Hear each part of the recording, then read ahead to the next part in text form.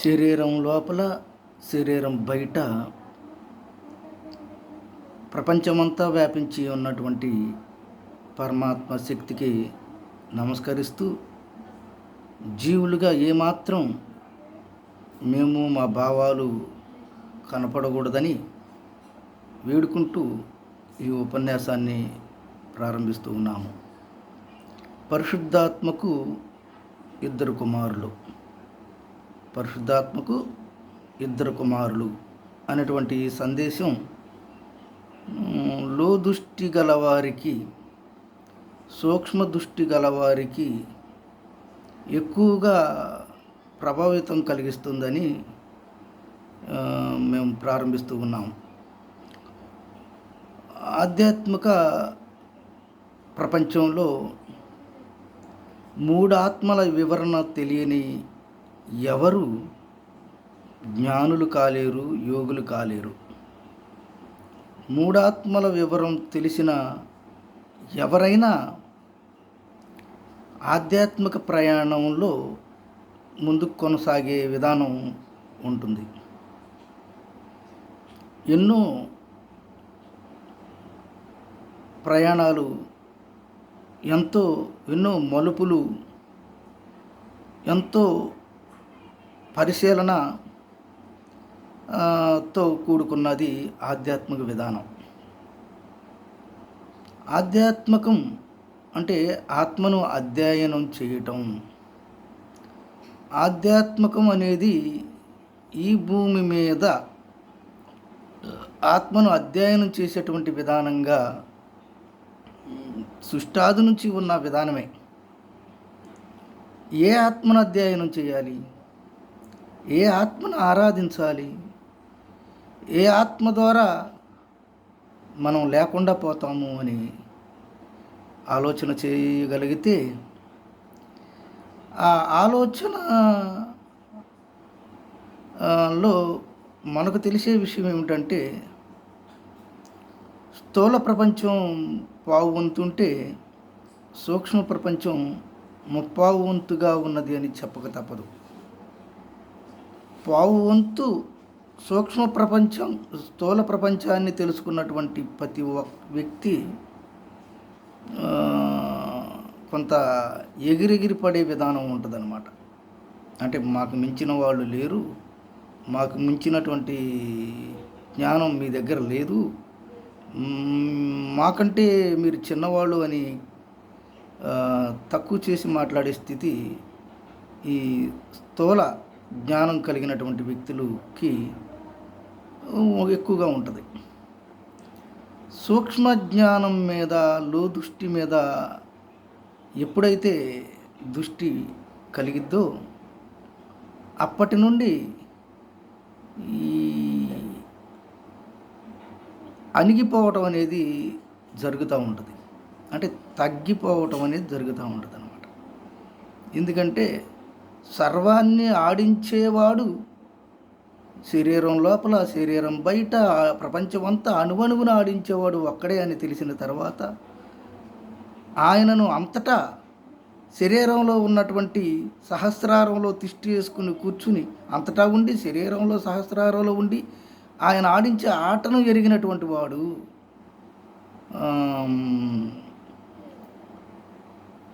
అణిగి ఒదిగి శరణాగతి కలవాడుగా మారిపోక తప్పదు. సరే, ఆధ్యాత్మిక ప్రయాణంలో కొంత దురుసుతనం, ఆవేశం, ప్రగల్భాలు పలికే విధానం ఉండటంలో ఆశ్చర్యమేమీ లేదు. అయితే లోదృష్టి కలిగి చూడగలిగిన వాళ్ళను బయట దృష్టి కలిగినటువంటి వారు కించపరిచే విధానం సృష్టాది నుంచి ఉన్న విధానమే.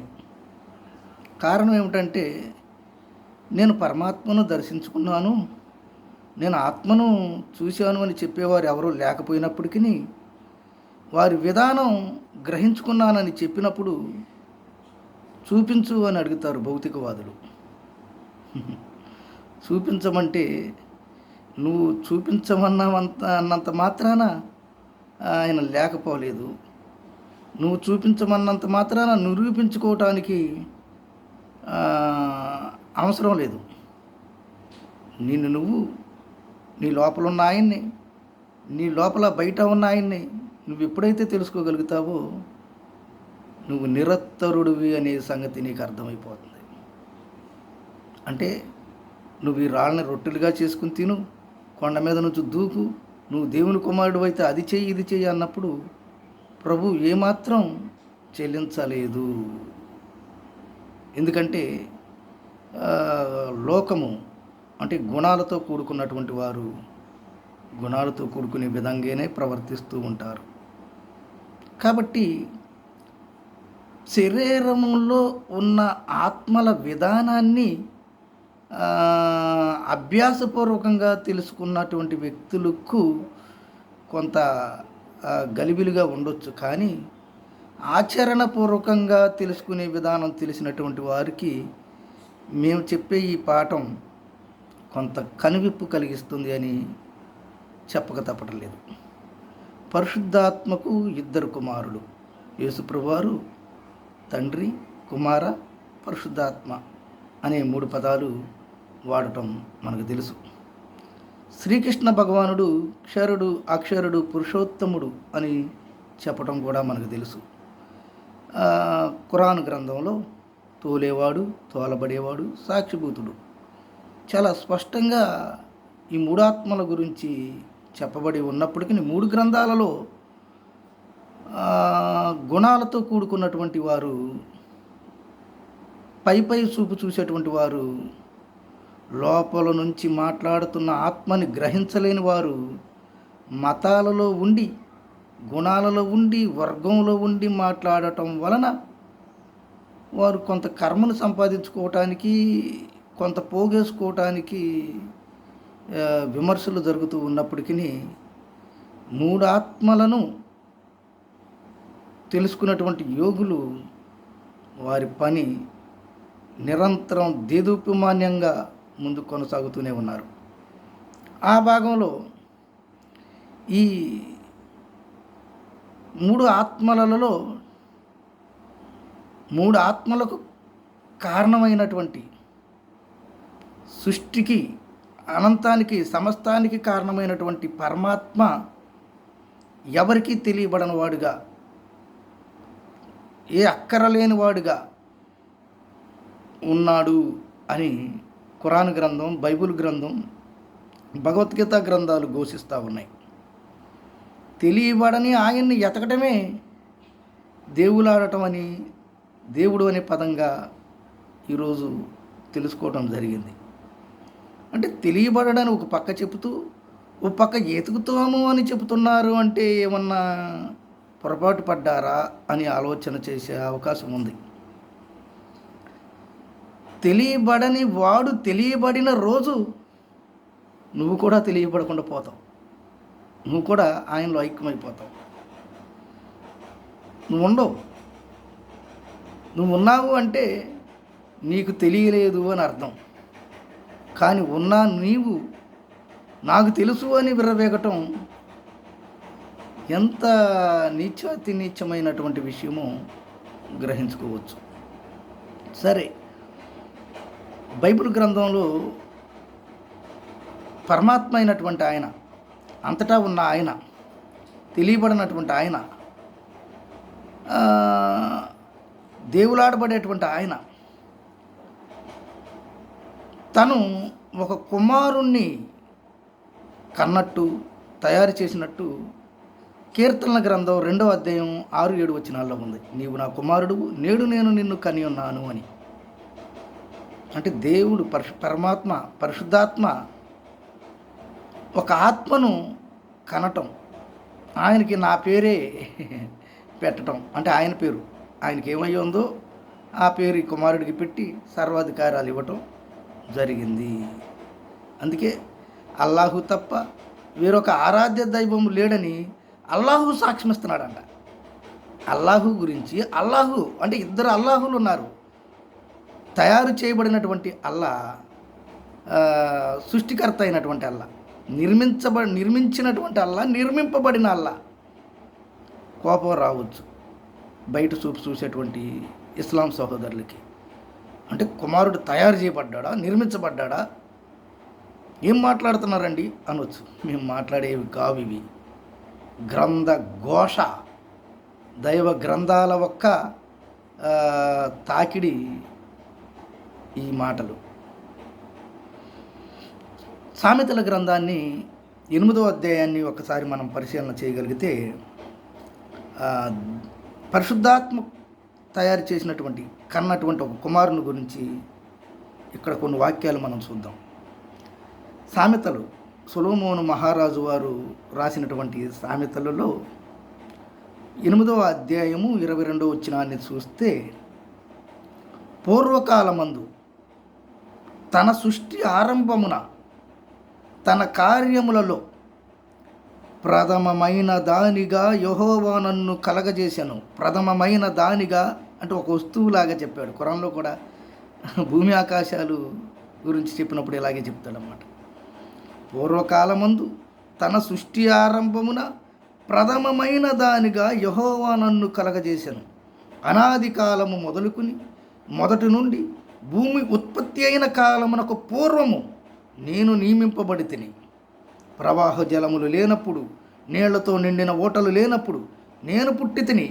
పర్వతములు స్థాపింపబడక మునుపు, కొండలు పుట్టక మునుపును, భూమిని మైదానమును ఆయన చేయక మునుపు, నేను నేలమట్టిని రవ్వంతయు సృష్టింపక మునుపు నేను పుట్టి తిని అని చెబుతూ 30వ వచనంలో ఏమంటున్నాడు?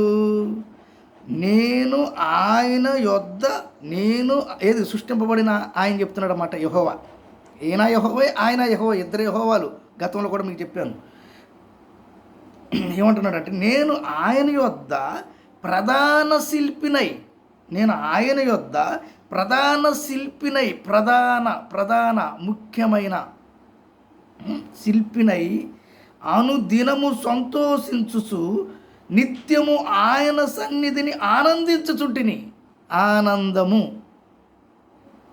శరీరం లోపల,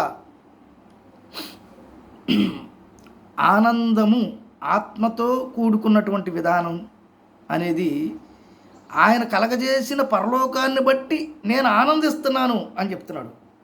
ఆయన కలగజేసిన పరలోకమును బట్టి సంతోషించుచు నరులను చూసి ఆనందించుచుంటిని అంటున్నాడు ఆయన. అంటే దేవుని కుమారుడుగా, మొదటి ఉన్నవాడిగా, మొదటివాడిగా, నిర్మింపబడిన వాడిగా ఆయన కలగజేసిన పరలోకమును బట్టి, అంటే పరలోకం అంటే మోక్షస్థానము, నిత్య జీవము అని అర్థం, బట్టి ఆనందించుంటిని అంటున్నాడు. ఈ వాక్యాన్ని మనం కొంత ఆలోచన చేస్తే ఎవరు ఇక్కడ మాట్లాడుతున్నారు, ఎవరు గూర్చి ఎవరు చెప్తున్నారు అని మనం గ్రహించుకోగలిగితే, పరిశుద్ధాత్మ ఒక కుమారుణ్ణి మొదటివాడిగా, ప్రథమమైన దానిగా నిర్మించినటువంటి కుమారుడిగా ఉన్న ఆయన ఇక్కడ మాట్లాడుతున్నాడు, సాక్ష్యం ఇస్తున్నాడు. నేను మొదటివాడిని అంటే నాకు మొదలుంది, నేను ఆది అంతమయం అయిన వాడను అన్నాడు. అంటే మరి ఈయన సృష్టించిన ఆయనకి ఆది లేదు, అంతం లేదు, అనాది కాలం, ఆది లేదు, అంతం లేదు. ఆయనకి పరమాత్మకు, పరిశుద్ధాత్మకు మొదల చివర ఏమీ లేదు. కానీ ప్రప్రథమగా మొదటి కుమారుడిగా ఉన్నటువంటి ఈయనకు నేను మొదటి వాడను అని చెప్తున్నాడు. ఈయనే అంటే ఆయనే తనలో ఒక అంశగా, కుమారునిగా ఆత్మను నిర్మించిన తర్వాత ఆ ఆత్మను కూర్చి నేను మొదటివాడును అన్నాడు. మొదటివాడును అంటే అద్వితీయుడును అని అర్థం. అద్వితీయుడు అంటే జనతైక, ఏకైక అని అర్థం. నాకు ముందు కానీ నా వెనక కానీ ఎవరు లేరు అని అర్థం. మీకు ఇదే విషయాన్ని యెషయా గ్రంథము, బైబిల్ గ్రంథంలో 43వ అధ్యాయము 10వ వాక్యాన్ని చదువుకుందాం. చాలా జాగ్రత్తగా గ్రహించగలిగితే కొంత లోతైన సమాచారం ఇక్కడ మనకు కనపడుతుంది. 43వ అధ్యాయం 10వ వచనాన్ని యెషయా గ్రంథం చదువుకుందాం. మీరు తెలుసుకుని నన్ను నమ్మి ఎవరు మాట్లాడుతున్నారు?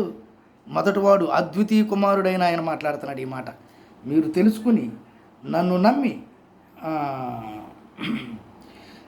నన్ను నమ్మి నేనే ఆయననని గ్రహించినట్లు, ఎందుకంటే ఆయన అనే మాట ఆయన ఒక్కొక్కడికి సాధ్యం, గ్రహించినట్లు మీరును నేను ఏర్పరచుకునే నా సేవకులు అంటే ప్రవక్తలు అనమాట, నాకు సాక్ష్యం చెప్పేవాళ్ళు ఉన్నారు, నా కోసం నా గురించి సాక్ష్యం ఇచ్చేవాళ్ళు ఉన్నారు. నేను ఆయనని మీరు తెలుసుకుని సాక్ష్యం ఇవ్వటానికి నేను ఏర్పరచుకున్న నా సేవకులను సాక్షులు. నాకు ముందుగా ఏ దేవుడు నిర్మింపబడలేదు, నాకు ముందుగా ఎవడో లేడు, నేను మొదటి వాడను, నేనే అయాం అన్నాడు. నాకు ముందుగా ఏ దేవుడును నిర్మింపబడలేదు అంటే నేను నిర్మింపబడిన వాడిని, పుట్టింపబడిన వాడిని, మొదటి వాడను అని చెప్తున్నాడు ఆయన. అంటే ఈయన తయారు చేసిన పరమాత్మ, ఆయనకు ఆది లేదు, అంతం లేదు, అనాది కాలం ఎప్పటి నుంచి ఉన్నాడో ఏమి చెప్పలేము. అదనమాట. నా తర్వాత ఏ దేవుడు ఉండడు, నా తర్వాత ఇంకొక ఆయన పెట్టుకుంటారేమో మీరు, ఏ దేవుడు నా తర్వాత ఉండడు, నేనే యెహోవాను, అల్లాను, ఈశ్వరుణ్ణి అని చెప్తున్నాడు. నేను తప్ప వేరొక రక్షకుడు లేడు, ప్రకటించువాడను నేనే. ఏదైనా నా నోటు నేను ప్రకటిస్తే జరగాలి, సంకల్పించుకుంటూ అయిపోవాలి. నేనే ప్రకటించువాడును నేనే, రక్షించువాడును నేనే, దాన్ని గ్రహింపజేయవాడను. నాకు చెప్పు అని ఎవరని అడిగితే ఎవరు చెప్తే ఎవరికి అర్థమైందయ్యా? గ్రహింపజేసేవాడు గ్రహింపజేస్తేనే అర్థమైతే తప్ప ఎవ్వడికి సంగతులు తెలియవు. నా తండ్రి ఆకర్షించకపోతే ఎవ్వడును నా యొద్దకు రాలేడు అని చెప్పలేదా? ఆ ఆకర్షణ ఏంటో కొన్ని జన్మలు మీ జీవితాంతం వెతుక్కున్నా అది అర్థం కాని విషయం. అర్థమైతే ఉత్తములే.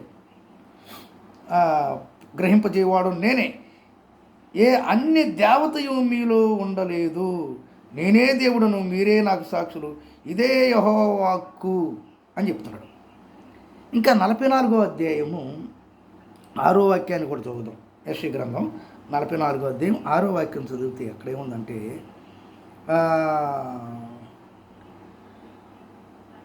నేను మొదటి వాడను, నేను కడపటి వాడను, నేను తప్ప ఏ దేవుడు లేడు, మొదటి వాడినైనా నేనే మీకు దేవుణ్ణి. మరి పరమాత్మ అన్నాడు కదా, ఆయన తెలియబాడయా. మీరు ఏ కాలం అంది, యోహాను సువార్త 1:10 వచ్చి, మీరు ఏ కాలం అంది అయినను ఆయన స్వరం లేదు, ఆయన స్వరూపాన్ని చూడలేదు. మరి ఆయన ఉన్నాడని మీకు ఎవరు చెప్పగలరు? తండ్రి రొమ్మునున్న అద్వితీయ కుమారుడు అన్నాడు చూడండి, ఏకైక కుమారుడు అన్నాడు చూడు. అంటే ఏకైక అంటే ఇంకొకడు ఉన్నాడు, కానీ జనతైక కుమారుడే ఆయన బయలుపరచాలి.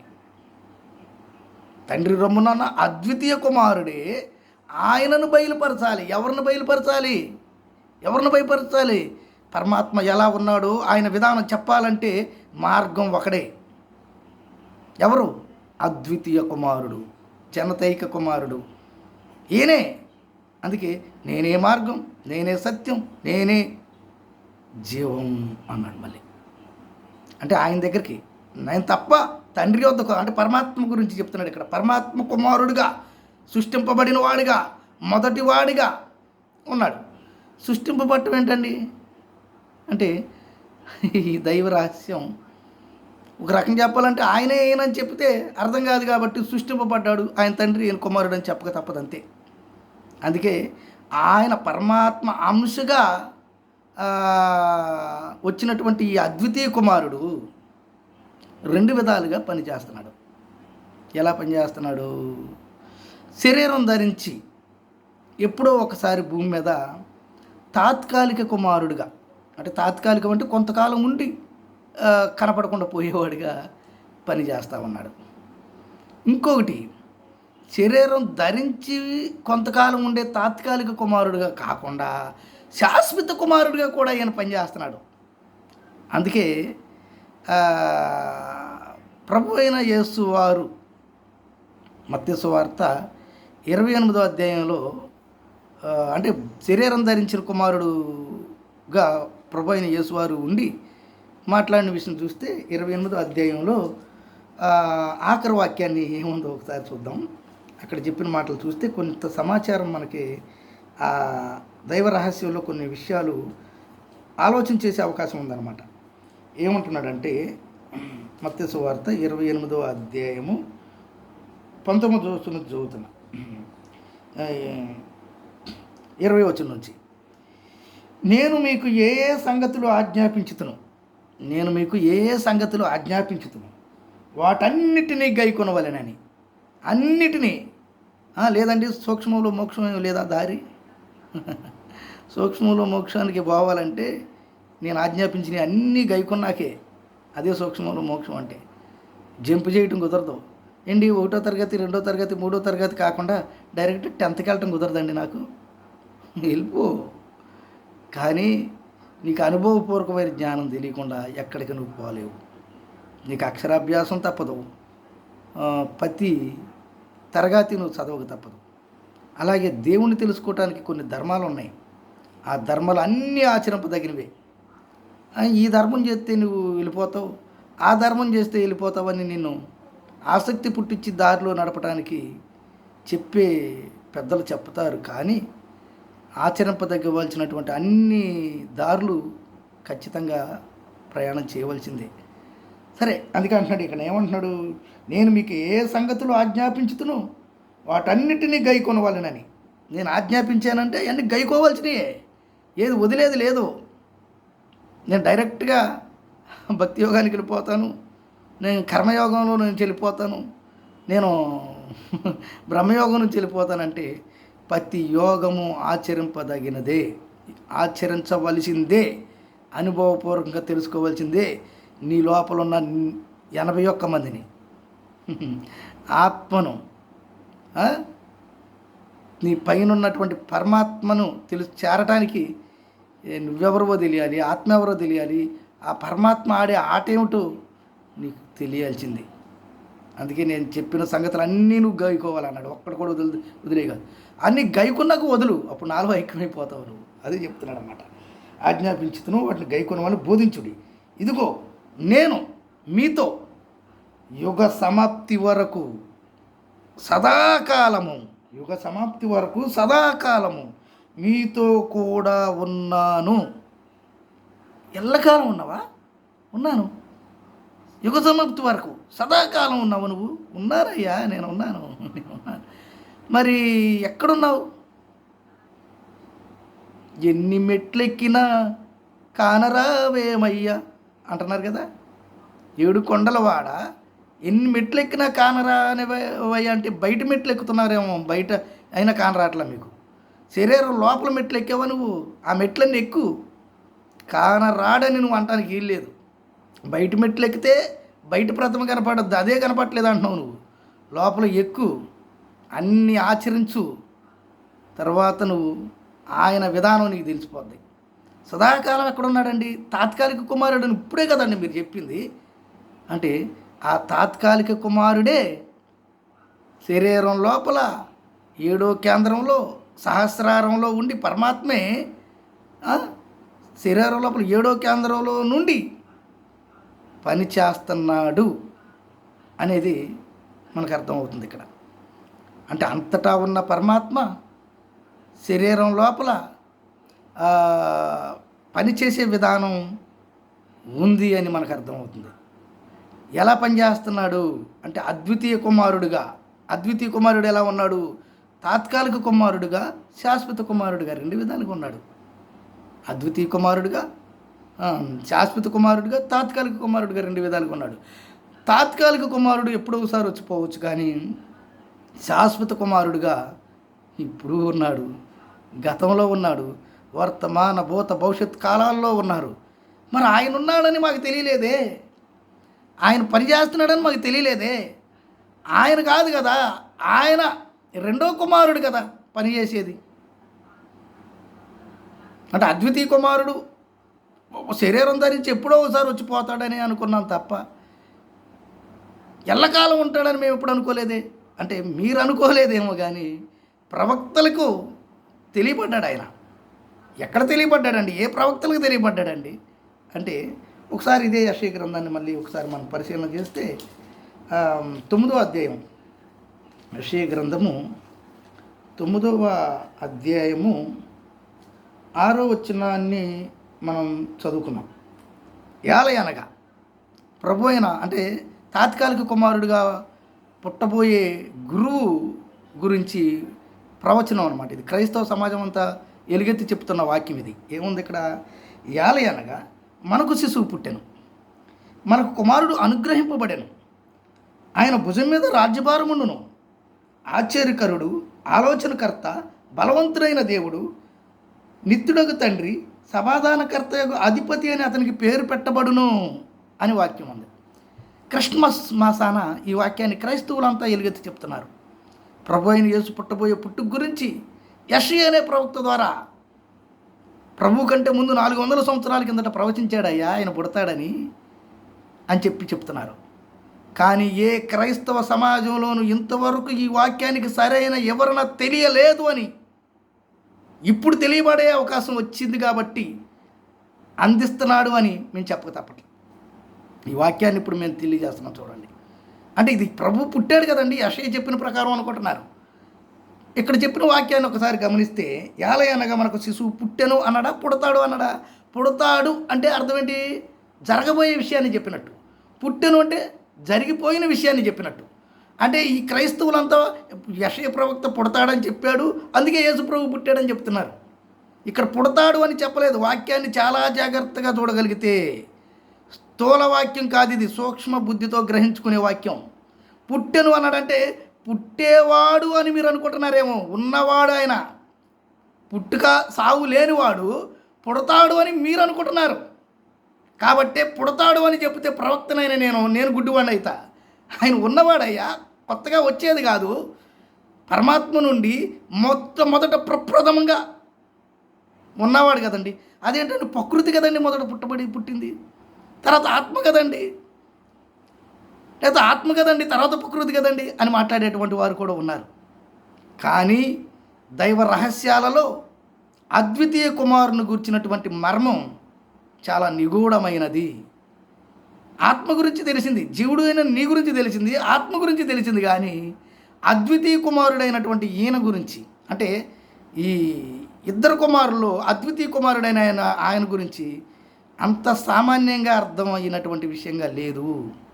పుట్టెను అని చెప్పేసాడు యెషయా. అప్పటికే 400 సంవత్సరాల కిందట ప్రభు పుట్టకముందే ప్రభు పుట్టే విషయాన్ని చెబుతూ పుట్టాడని చెప్పేశాడు. అంటే ఉన్నవాడే. అందుకే ప్రభు పుట్టెను అని చెప్పి మనకు కుమారుడు అనుగ్రహింపబడును, అంటే వరంగా వస్తాడని. అనుగ్రహం, ఆయన మనకు అనుగ్రహంగా వస్తాడు అని చెప్తున్నాడు. పుట్టిన ఆయనే, ఉన్న ఆయనే, పుట్టుక సావు లేని ఆయనే, పుట్టుక రూపంలో వస్తున్నాడు. పుట్టుక అంటే అది మాయే, పుట్టాడు అంటే మాయే. ఎందుకంటే పుట్టుక లేనివాడు ఆయన, మరణము లేనివాడు. పుట్టుక లేనివాడు, మరణం లేనివాడు. పుట్టుక మరణాన్ని నటిస్తున్నాడు నీకు నాకు. మధ్యలో జీవితం అంతా కూడా నాటకమే. పుట్టుక నాటకమే, మరణము నాటకమే, మధ్యలో అంతా నాటకమే. ఈ నాటకము అర్థం కాక పుట్టినరోజు చేసేవాళ్ళు ఉన్నారు, మరణం రోజు చేసేవాళ్ళు ఉన్నారు. ఆయన ఆచరించిన జీవితం చూసుకుని ఓసారి యుద్ధం చేశాడు, ఓసారి ప్రేమించాడు, అట్ట చేశాడు, ఇట్ట చేశాడు, నేనెందుకు చేయకూడదని చెప్పి మాయలో పడ్డ వాళ్ళు ఎంతోమంది ఉన్నారు ఈరోజు.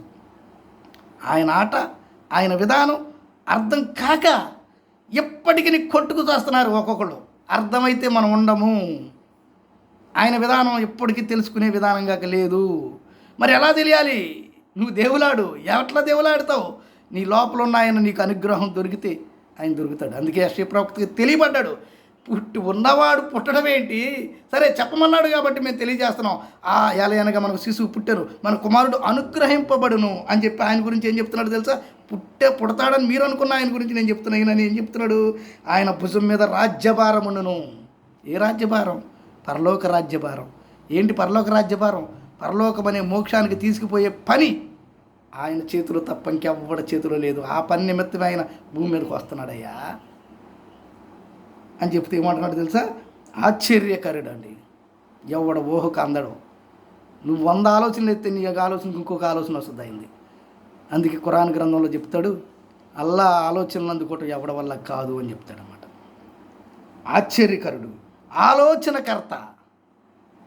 ఆలోచనకర్త. ఈ భూమి మీద ఎవరు ఆలోచనలు కూడా దొరకనోడు ఆయన. బలవంతుడైన దేవుడు. చిన్నోడు అనుకుంటున్నావా? చేతగానోడు అనుకుంటున్నావా? ప్రాణభయంతో ఏడుస్తున్నాడు, నన్ను తప్పించు అని అనుకున్నాడా యేసుప్రభు వారని? లేకపోతే ఏదో వ్యాధులు వచ్చి నేను భయపడ్డాడు అనుకున్నారా? మీరు పైన చూస్తున్నారు ఏందబ్బా అసలు?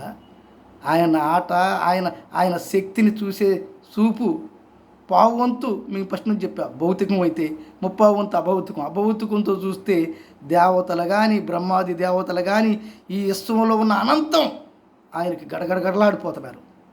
ఆయన నటించే ఆటకి మన బొక్కబారలు పడిపోతున్నారు మానవులు అయిన వాళ్ళు. అందుకే చెప్తున్నాడు, ఆశ్చర్యకరుడు, ఆలోచనకర్త, బలవంతుడైన దేవుడు, నిత్యుడకు తండ్రి.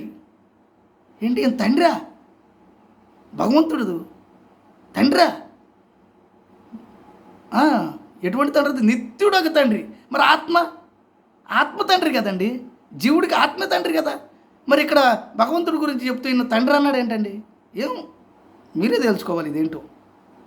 నిత్యుడకు తండ్రి, సమాధానకర్తకు అధిపతి అని అతనికి పేరు పెట్టబడును అని చెప్పాడు. భగవద్గీతలోనైతే ఇదే వాక్యాన్ని, భగవద్గీతలో బైబిల్లో ఒక వాక్యం చెప్పిందంటే ఆ వాక్యం భగవద్గీతలో ఒక వాక్యం చెప్పబడుతుంది, బైబిల్లో ఉంటుంది, ఖురాన్లో ఉంటుంది. ముందు బైబిల్ నుంచి వస్తున్నాం కాబట్టి, భగవద్గీత మొదటి గ్రంథం కాబట్టి భగవద్గీతలోదే బైబిల్లో ఉందని చెప్పాలి శాస్త్ర ప్రకారం. మేము ఇటు బైబిల్ చెప్తూ ఇప్పుడు భగవద్గీతలోకి వెళ్తున్నాం. భగవద్గీతలో చూస్తే ఆయన గురించి చెప్తూ గుణత్రయ విభాగ యోగం 13వ అధ్యాయం 4వ శ్లోకాన్ని కనుక చూస్తే అక్కడున్న వాక్యం వివరణ మేము చెప్తాం. మేము పాండిత్యాన్ని ప్రదర్శించాలనుకోవట్లేదు, కానీ ఆ వివరణ ఇక్కడ తెలియజేస్తున్నాం. సర్వయోనుల యందు పుట్టుచున్న అనేక రకముల ఆకారములు గల జీవరాశులకు, సర్వయోనుల యందు పుట్టుచున్న అనేక రకముల ఆకారములు గల జీవరాశులకు ప్రకృతి తల్లి కాగా, అందరికీ తల్లి ప్రకృతే కాగా, బీజదాతనైన నేను తండ్రి నగుదును అన్నాడు.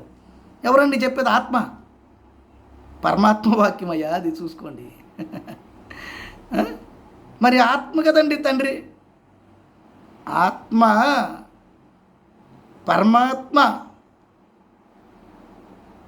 విధానం అంత ఈజీగా అర్థమయ్యేది కాదు.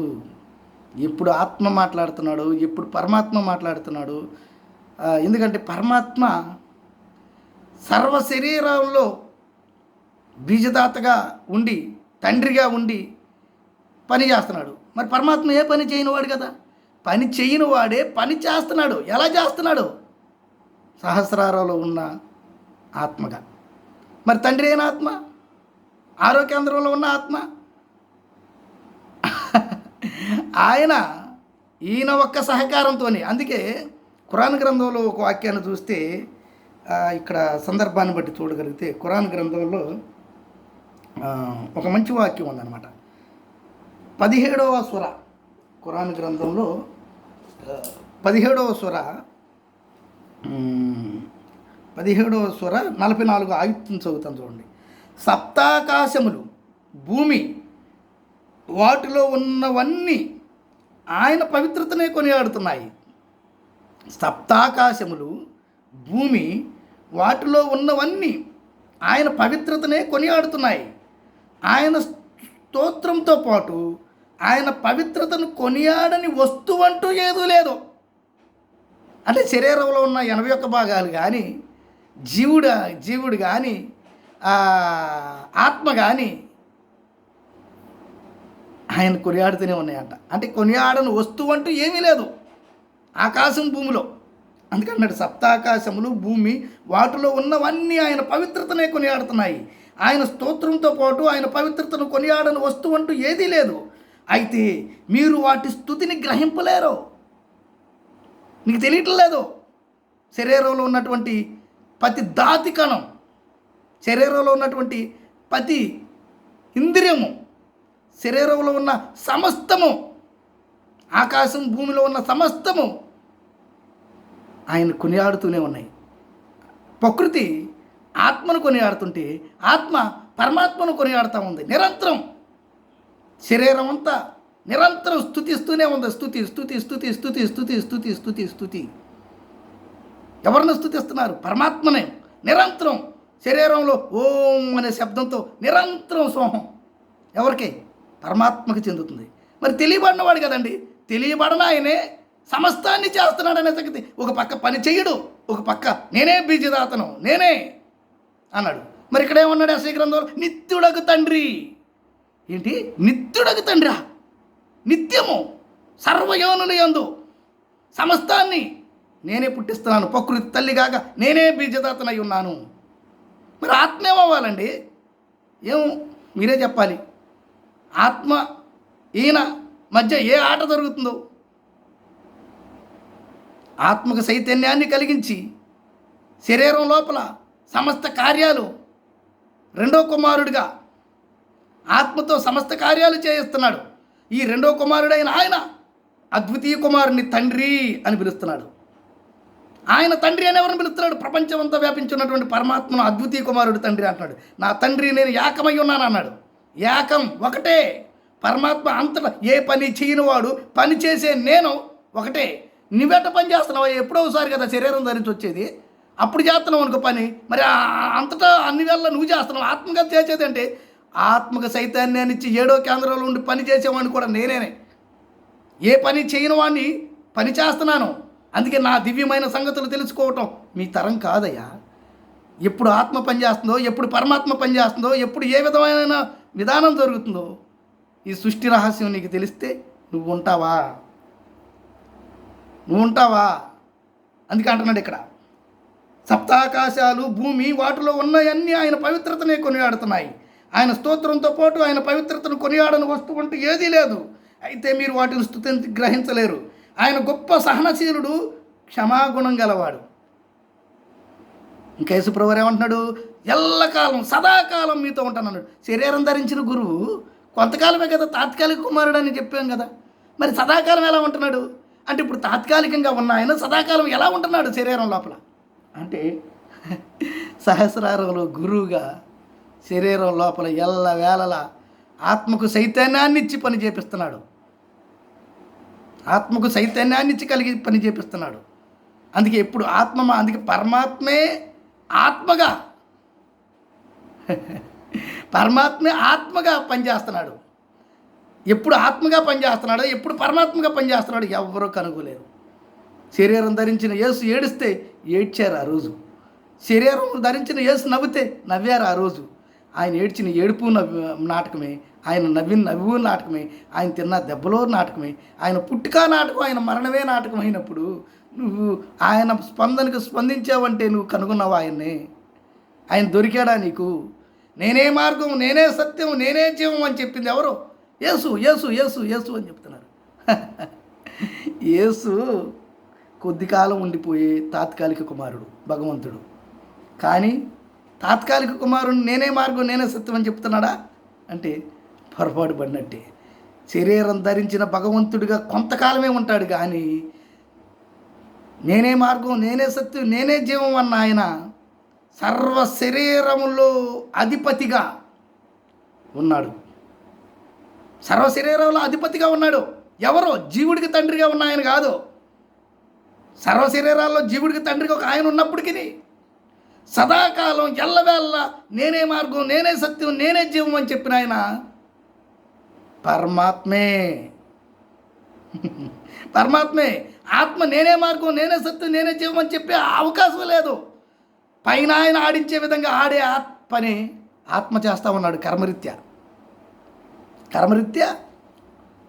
పరమాత్మ ఆదేశాన్ని మేరకు ఈయన పనిచేస్తున్నాడు. కానీ సర్వాధికారం కలిగినటువంటి ఆత్మగా,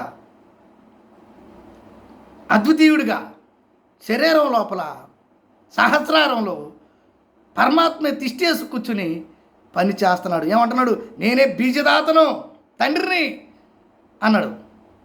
నేనే తండ్రినయ్యా, నేనే పుట్టిస్తున్నాను. మరి మీరు ఎందుకు పొరపాటు పడుతున్నారు చెప్పండి అని చెప్తున్నాడు.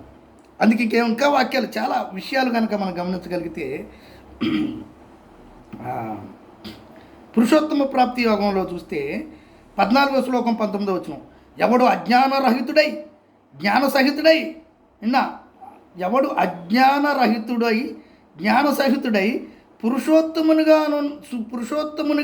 నన్ను ఎరిగిన వాడై ఉన్నాడు. వాడు సర్వము తెలిసిన వాడై. పురుషోత్తమునిగా ఉన్న నన్ను ఎరిగిన వాడా, శరీరంలో ఉన్న ఆత్మను ఎరిగిన వాడా? పురుషోత్తముడు ఆత్మ కంటే వేరుగా ఉన్నవాడు. పురుషోత్తమునిగా ఉన్న నన్ను తెలిసిన వాడై అన్ని జీవములతో నన్ను, అన్ని భావములతో నన్ను ఆరాధించిన వాడు అగుచున్నాడంట. ఎవడు అజ్ఞాన రహితుడై జ్ఞానసహితుడై పురుషోత్తముగా నన్ను ఎరిగిన వాడై ఉన్నాడు, వాడు సర్వము తెలిసిన వాడై అన్ని భావములతో నన్ను ఆరాధించిన వాడు అగుచున్నాడు అన్నాడు. జంతరగాడు బొమ్మలను ఆడిచ్చినట్టు నేను ఆడిస్తున్నానని చెప్పలేదు ఆయన. ఎవరు ఆడిస్తున్నారు? ఎవరు ఆడిస్తున్నారు? ఇక్కడ పరమాత్మగా మాట్లాడుతున్న వాక్యము, ఆత్మగా మాట్లాడుతున్న వాక్యము, నిగూఢంగా ఉన్న వాక్యము, ఏ వాక్యము గ్రహించుకోవచ్చు. అందుకే గుణాల్లో ఉన్నవారు ఈ విషయాన్ని గ్రహించడం కష్టం. అందుకే యేసుప్రభువు ఏమంటాడంటే గుణాల్లో ఉన్నవారి గురించి చెప్తూ 14వ అధ్యాయం యోహాను సువార్త 17వ వచనంలో అంటాడు, లోకము ఆయనను చూడదు, లోకము ఆయనను చూడదు, ఆయనను ఎరగదు గనుక ఆయనను పొందనేరదు. ఎవరిని? పరిశుద్ధాత్మ గురించి అండి ఇక్కడ చెప్పేది. సహస్రారంలో ఉన్న గురువు గురించి చెప్తున్నాడండి ఇక్కడ. ఆత్మ గురించి చెబుతూ, పరిశుద్ధాత్మ గురించి చెబుతూ, లోకం అంటే గుణాలతో కూడుకున్న వాళ్ళు అన్నమాట. ఇప్పుడు లోకంలో వాళ్ళు ఉంటారు కదా, వాళ్ళు గుర్తించలేరు ఆయన్ని, అందరికీ అర్థం కాడనమాట. లోకం ఆయన్ని చూడదు, ఆయన ఎరగదు కనుక ఆయన పొందనేరదు. మీరు ఆయనను ఎరుగుదురు, ఆయన మీతో కూడా నివసించును, మీలో ఉండును అన్నాడు. మీరు ఆయన్ని ఎరుగుదురు, మీతో కూడా నివసించును, మీలో ఉండును అని చెప్తున్నాడు. అందుకే నేనే మార్గం, నేనే సత్యం, నేనే జీవం అని చెప్పినప్పుడు శరీరం ధరించిన భగవంతుని చూస్తున్నారు తప్ప లోపలున్న సహస్రారంలో ఉన్నటువంటి గురువు మాట్లాడుతున్నాడని సంగతి తెలియదు. శరీరాన్ని కర్మను బట్టి పాలిస్తున్న ఆత్మ మాట్లాడాడు అనుకుంటున్నారు. ఆత్మ మార్గమా? ఆత్మ జీవమా? ఆత్మ మోక్షమా? ఆత్మ తండ్రి కాదంటలేదు, జీవునికి తండ్రిగా ఆత్మే ఉన్నాడు, జీవునికి తండ్రిగా ఆత్మే ఉన్నాడు, కర్మరీత్యా పాలిస్తున్నాడు. ఆయన సిస్టమ్ ఇది అని మనకు తెలుసు, ఆయన సిస్టమ్ ఏంటనేది మనకు తెలియబడింది. కానీ తెలియబడిన వాడు, దేవులాడబడేవాడు నీ శరీరంలో ఉండి నీకు తెలియకుండా సదాకాలం ఉన్నటువంటి పరమాత్మ అంశ అయినటువంటి అద్వితీయ కుమారుని తెలుసుకోవటం సాధ్యమేనా? ఆయన దొరుకుతున్నాడా? ఆయన దొరికితే నేనే మార్గం, నేనే సత్యం, నేనే జీవం అన్నప్పుడు శరీరం ధరించిన ఆయన చూశారు తప్ప శరీరం లోపల ఉన్న ఆయన ఎవరైనా చూసారా? ఆ శరీరం లోపల ఉన్న ఆయన్ని రహస్యంగా ఉన్నాడని చెప్పినప్పుడు నీకు బాధ వచ్చిందా? లోకంలో ఉన్న వాళ్ళకి, గుణాలతో ఉన్న వాళ్ళకి లోపల ఉండి పనిచేస్తున్న ఆయన తెలుసుకోవాలని, సూక్ష్మ దృష్టిని పెంచుకోవాలని భావం పెంచుకోక, సూక్ష్మ దృష్టి గల వాడిని నాకు చూపించు, నువ్వు బయటకు వచ్చి మాట్లాడు అంటే అది ఆయన చేతిలో పని, ఆయన చేతిలో పని. నేనే మార్గం, నేనే సత్యం, నేనే జీవం అన్న ఆయన మహావివేకి. ఆయన ఆడే ఆట ఈ విశ్వంలో, ఈ భూమి మీద ఎవరు కనుగోలేరు. దొరకడు అంతటా ఆయన ఆడుతున్నాడు. పరమాత్మే ఆత్మగా పని చేస్తున్నాడు. ఒక పక్క ఏ పని చేయలేదు అంటున్నాడు, ఒక పక్క సర్వవేళలా అందరికీ బీజదాతిగా ఉండి పని చేస్తున్నాను అంటున్నాడు. పరమాత్మ పని చేస్తున్నాడు అనే సంగతి, నా దివ్యమైన సంగతులను తెలుసుకోండి అని చెప్పిన సంగతి ఎంతమందికి అర్థమవుతుంది? ఈరోజు రెండు అక్షరాలుగా లు అనే అక్షరం రెండుగా చూడగలిగితే ఆత్మగా ఉన్న ఆయనే, పరమాత్మగా ఉన్న ఆయన, ఆత్మగా ఉన్న ఆయన కలిసి పనిచేస్తున్నారు. ఎప్పుడు పరమాత్మ పనిచేస్తున్నాడో, ఎప్పుడు ఆత్మ పనిచేస్తున్నాడో ఈ విధానం కనుగోవడం చాలా కష్టం. ఇది అద్వితీయ కుమారుని ఆట. నీకు తెలిసిన ఆయన, నీ తండ్రి అయిన ఆయన శరీరంలో ఉన్నాడయ్యా, కర్మరీత్యా పని చేస్తున్నాడు నిరంతరం. ఆయన ఎవరు కించపరచట్లేదు, అవమానపరచట్లేదు. ఆయన అడ్డం పెట్టుకుని పెద్ద ఆయన ఆడే ఆటను కనుగోమని కదా చెప్పేది. ఆయన్ని ఎదగడమే కదా ఆధ్యాత్మికం. ఆయన్నే కదా ఆరాధించవలసింది, ఆయన్నే కదా దేవులాడవలసింది, ఆయన్నే కదా చేరవలసింది. చేరే ఆయన్ని తెలుసుకునే మార్గం చెప్పినప్పుడు నీకు తెలిసిన కింద ఆయన పట్టుకుని ఈయనేదో కించపరిచారా నువ్వు భావించుకుంటే, లోదృష్టితో కళ్ళు తెరిచి చూడు. నువ్వు బయట భౌతిక నేత్రాలతో కనపడేదాంతో చూస్తే నీకు తెలిసింది కొంత అయ్యింది, కానీ అభౌతిక దృష్టితో చూడగలిగినప్పుడు గొప్ప దృశ్యాలు నీకు తెలియబడతాయి, అదృశ్యమైన సంగతులు తెలియబడతాయి. అదృశ్యమైన సంగతులు తెలియబడినప్పుడు ఇద్దరు నీకు అర్థమైపోతారు. అందుకే యోహాను సువార్తలు అంటాడు, 8వ అధ్యాయం చూడండి, ఒక గొప్ప వాక్యం యేసుప్రభు అంటాడు. యోహాను సువార్త 8వ అధ్యాయం 28వ వచనంలో ఈ విషయాన్నే యేసుప్రభు మాట్లాడుతూ, ప్రకృతి సంబంధమైన విషయాలు మీతో చెప్తే మీరు నమ్మలేకపోతున్నారు, ఆత్మ సంబంధమైన విషయాలు చెప్తే మీరు ఎలా గ్రహిస్తారయ్యా అని చెప్తూ ఏమంటున్నాడు చూడండి. 8వ అధ్యాయంలో గొప్ప విషయాన్ని ప్రభు అయిన యేసు వారు తెలియజేశారు. 8వ అధ్యాయం 28వ వాక్యాన్ని మనం చదువుకుందాం. 28వ వాక్యం ఏమంటున్నాడంటే, కావున యేసు మీరు మనుష్య కుమారుణ్ణి పైకెత్తినప్పుడు నేనే ఆయననని నా అంతటా నేనే ఏమీ చేయక తండ్రి నాకు నేర్పినట్టు ఈ సంగతులు మాట్లాడుతున్నానని మీరు గ్రహించుకుందరు అన్నాడు. యేసు ప్రభుకి తండ్రి ఎవరండి చెప్పండి? మన సమస్త జీవరాశుల చర్యలో తండ్రికి ఉన్న ఆయన యేసు ప్రభుకి తండ్రిగా ఉన్నాడా? పరమాత్మ గురించే కదా మాట్లాడేది. పరమాత్మే, క్రీస్తు పరమాత్మ వేరు కాదు, వాళ్ళిద్దరు ఒకటేలే ఆట ఆడుతున్నారు. సరే, అది తెలుసుకోకపోయినా తెలుసుకున్నా. ఇప్పుడు ఏమంటున్నాడు? తండ్రి నాకు నేర్పినట్టు, ఆయన నేర్పుతానికి ఆయన పని చేస్తాడా? అంటే ఆయన ఏం చేస్తే ఆయన చేసాడా అంటాడు. ఇంకా అంటే పరమాత్మ పని చేశాడా అంటే మనకు తెలియదు. కానీ నేను చేసినట్టు ఆయన చేసినట్టే అంటాడు. అంటే ఆయన వేరుగా లేరు కదా. మరి ఈయన ఎలా పని చేస్తున్నాడు? తాత్కాలిక కుమారుడుగా, శాశ్వత కుమారుడిగా పని చేస్తున్నాడు. ఇంకేమంటున్నాడు? మనుషు కుమారుడు చూడండి, కావున మీరు మనుషు కుమారుడు పైకెత్తబడినప్పుడు నేనే ఆయననని నా అంతటా నేనే ఏమీ చేయక తండ్రి నాకు నేర్పినట్టు ఈ సంగతులు మాట్లాడుచున్నానని మీరు గ్రహించవలెను. నేనేం చెప్పట్లా, తండ్రి నాకేం చెప్తున్నాడో అదే నేను చేస్తున్నానని మీరు తెలుసుకుంటారు. ఎప్పుడు? మనుషు కుమారుడు పైకెత్తినప్పుడు. ఏంటి పైకెత్తడం? పైకెత్తడం సిలువలో ఎత్తారు అనుకుంటున్నారు క్రైస్తవులు, అది పైకెత్తడం అనుకుంటున్నారు. ఆకాశము భూమి సప్తాకాశాలు అన్నాడు కదా ఖురాన్ గ్రంథంలో. భూమి ఆకాశం అన్నాడు కదా. భూమి ఆకాశం, ఆకాశం అంటే తలభాగం. తలభాగంలో సహస్రారంలో ఎవరున్నారు? ఇదే మనుషు కుమారుడే. అక్కడ మనుషు కుమారుడు పైకెత్తడం అన్నప్పుడు మనుషు కుమారుడు హెచ్చింపబడినప్పుడు అని అర్థం. ఎక్కడికి హెచ్చింపబడాలి? తలభాగానికి, ఆకాశం 7వ కేంద్రానికి. అక్కడున్న గురువుని నువ్వు చూడగలిగినప్పుడు అని అర్థం. నీ తలలో ఉన్న మనుషు కుమారుని, పైన ఉన్న ఆయన్ని మీరు చూడగలిగినప్పుడు ఈయన ఆయనే అని మీరు తెలుసుకుంటారు. ఎవరని? పరమాత్మే. పరమాత్మే ఈయనయ్యా, ఈయనే ఆయనే ఈయన నువ్వు తెలుసుకోవాలంటే మనుషు కుమారుడు పైకెత్తబడాలి. మనుషు కుమారుడు ఎవరి తలలో పైకెత్తబడాలి? ప్రతి యోగి జ్ఞాని తలకెత్తుకోవాలి మనుషు కుమారుడిని. అప్పుడు తెలియబడతా నీకు, ఆహా ఈయనే ఆడుతున్నాడా, ఈయనే నా సమస్త కార్యాలకు కార్యకర్త. అయ్యో మనం చనిపోయాడే, కొంతకాలమే ఉన్నాడే, ఇక రాడనుకుంటున్నామే, అయిపోయింది నేను చాప్టర్ అనుకుంటున్నామే. ఏంటి అయిపోయేది? ఆయన పుట్టేవాడు కాదు, చచ్చేవాడు కదా. పుట్టుక సాగులో ఎదుగుతున్నావా ఇంకా నువ్వు? ఆయన పుట్టుక సాగులో ఎదుగుతున్నావా ఇంకా నువ్వు? ఆయన సర్వజీవరాశుల శరీరంలో అధిపతిగా సదాకాలం ఎల్లకాలం నేనే మార్గం, నేనే సత్యం, నేనే జీవం అని మాట్లాడుతున్నాడు కదయ్యా. అది అక్కడే తల్ల చూడు, ఆయన 7వ కేంద్రంలో చూడు ఆయన్ని. తలకెత్తుకో. మనుషు కుమారుని నీవు తలకెత్తుకున్నప్పుడు, నీ తలలో చూసినప్పుడు, మూలాధారం నుంచి స్వాదిష్టం సహస్రారం వరకు నువ్వు శరీరం లోపల నిన్ను చూసుకోగలిగినప్పుడు, నిన్ను చూసుకుని నీలో ఉన్న ఆత్మను చూసుకుని నీ పైన ఆయన నువ్వు చూసుకున్నప్పుడు అర్థమైపోద్ది మ్యాటర్. ఆయన పెద్దోడే, సర్వయాలలా ఎల్లవేళ్ళ ఉండేవాడు ఆయనే. ఆయన సమాధిలో ఎతుకుతున్నారు, ఇంకా పుట్టుకలో ఎతుకుతున్నారు, జీవితంలో ఎతుకుతున్నారు. ఇదంతా మాయలో ఎత్తుకొద్దయ్యా, మాయలో ఎత్తుకొద్దు. ఎల్లవేళ్ళ సదాకాలంలో ఉన్నాను అని చెప్పాడు. అక్కడ ఎత్తుకో, నువ్వు పైకి ఎత్తుకో. మనుషు కుమారుని లోపల చూడవయ్యా. లోపల చూసినప్పుడు గుణాలతో ఎగరో. నువ్వు నాకు చూపించు. నువ్వు ఎవరిని చూపించమంటున్నావు?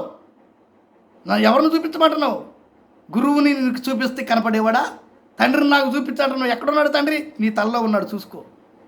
నీ తలలో ఉన్నాడు. అద్వితీయ కుమారునిగా ప్రతి దేహంలో జంతరగాడు బొమ్మలను ఆడిచ్చినట్టు ఆడిస్తున్నాడు. ఆయన ఆత్మకు ఆదేశిస్తే ఆత్మ ద్వారా కర్మకార్యాలు జరుగుతుంటే ప్రతి శరీరంలో జ్ఞానం అనేది రెండోలుగా ఆత్మగా, ఇద్దరు ఆత్మలే. ఆత్మ అన్న కాడ రెండు ఆత్మ, ఒక ఆత్మ అనే పదం కాడ రెండు అది భౌతికం అంటే ఆత్మ అనే పదం ఇద్దరు ఆత్మల్ని సూచించే విధంగా చెప్పబడద్దు అనమాట. అల్లాహు అన్నాడు, ఎలోహిం అన్నాడు. అంటే ఇద్దరు ఆత్మలు ఉన్నారు బైబిల్లో. అల్లా అన్న, యెహోవా అన్న, అది ఇద్దరిని సూచించే విధంగా పదాలు ఉన్నాయన్నమాట. అందుకే ప్రవక్తలు అనేవాళ్ళు శరీరం లోపల చూడటం వలన ఆయన్ని, శరీరం లోపల ఉన్న ఆయన్ని పట్టుకోగలిగినప్పుడు, తెలుసుకోగలిగినప్పుడు సరెండర్ అయిపోవటం జరిగిందనమాట. సరెండర్ అయ్యి ఆయన్ని భౌతికంగా ప్రవక్తలు చూడటం మానేస్తారు. ఇక ఆయన పుట్టుకను, మరణాన్ని, జీవితాన్ని, ఈ విషయాన్ని చూస్తున్నామంటే ఇంకా మనం బయట ఉన్నామని అర్థం. మనుష్య కుమారుని తలకెత్తుకోవాలి. తలకెత్తినప్పుడు, ఆయన తలకెక్కినప్పుడు ఆయనే అనే సంగతి మనకు తెలిసిపోద్ది. ఆయనే అన్ని ఆటలు ఆడుతున్నాడని. అదేంటంటే పరమాత్మ తెలియబడని చెప్పాడు కదా, మరి ఆయన తెలుసుకోవాలంటావేంటి? నువ్వు తెలుసుకోకుండా ఉండి ఇక్కడే ఉండు. నువ్వు ఇక్కడే ఉండి అల్లకాలం ఎప్పటికైనా ఇక్కడే ఉండు. ఆయన నీకు తెలియబడకపోతే నీ జీవితాంతా ఇక్కడ ఉండాల్సిందే.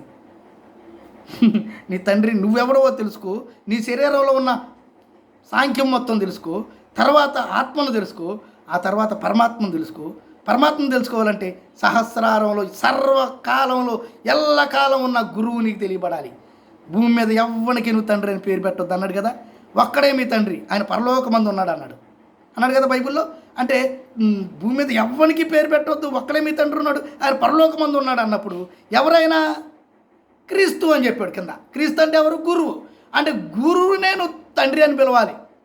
కాదండి, ఆత్మను తండ్రి అని పిలవాలి. గురువుని అట్టని ఎందుకు పిలుస్తామంటే ఇక్కడ చెప్తున్నాడు ప్రభువే. ఆ గురువే నీకు తండ్రిగా సమస్త పనులు చేస్తున్నాడు. కానీ నీకు తండ్రి అనే సంగతి నీకు తెలియదు. ఎందుకు? నీ తండ్రి స్థానంలో వచ్చి ఆయన పని చేస్తున్నాడు కాబట్టి నీ తండ్రే చేస్తున్నాడు అనుకుంటున్నావు. చేసేది ఆయనో నీ తండ్రో నీకే తెలియదు, నాకే తెలియదు, ఎవరికే తెలియదు ఈ విషయం. నువ్వు లోపల చూసుకుని అనుభవపూర్వకంగా, విజ్ఞానపూర్వకంగా నువ్వు ఎప్పుడైతే దృష్టితో చూడగలుగుతావో ఈ విషయాలు మీకు అర్థమైతే, గుణాలతో చూసినప్పుడు, లోకస్తులుగా చూసినప్పుడు ఎప్పటికీ నీ విషయం అర్థం కాదు. నువ్వు లోపల విజ్ఞానపూర్వకంగా తెలుసుకోవాల్సిన విషయాలే ఇవి. పరమాత్మ ఆడే ఆట తెలుసుకోగలిగినప్పుడు ఉండదు. ప్రవక్తలు అది తెలుసుకున్నారు కాబట్టి లేకుండా పోయారు. ఉండరు వాళ్ళు. ఎందుకంటే ఆయన దివ్యమైన సంగతులు తెలుసుకోవటం అంత ఈజీ కాదు. పరిశుద్ధాత్మకి ఇద్దరు కుమారులు. ద్వితీయుడు అద్వితీయుడు. రెండోవాడు ఉన్నాడు, మొదటివాడు రెండు విధాలుగా పనిచేస్తాడు. తాత్కాలిక కుమారుడిగా ఎప్పుడోసారి వచ్చి పోతాడు. అదంతా మాయే, ఆటే. అది తెలుసుకున్నా అది దేవుడు నీకు ఇచ్చిన అవకాశం బట్టే జరిగింది. కానీ మనుషు కుమారుని పైకెత్తినప్పుడు తలలో చూసుకోవాలి. ఆయన రహస్యంగా ఉన్నాడు, ప్రతి దేహంలో ఉన్నాడు, రహస్య గురువుగా ఉన్నాడు, పరిశుద్ధాత్మగా ఉన్నాడు. పరిశుద్ధాత్మే ఆయన వేరేం కాదు. పని చేయనివాడు, పని చేసేవాడు ఒకటే. ఈ ఆట నీకు తెలియాలంటే సూక్ష్మ దృష్టి పెంచుకోకపోతే సాధ్యపడదు. కాబట్టి జ్ఞానులకు, యోగులకు ఈ విధానం తెలియబడాలని నా లోపలున్న నన్ను ఆడించే ఆయనకు వేడుకుంటూ ఈ ఉపన్యాసాన్ని ఇంతటితో ముగిస్తూ ఉన్నాను. అందరికీ నమస్కారం.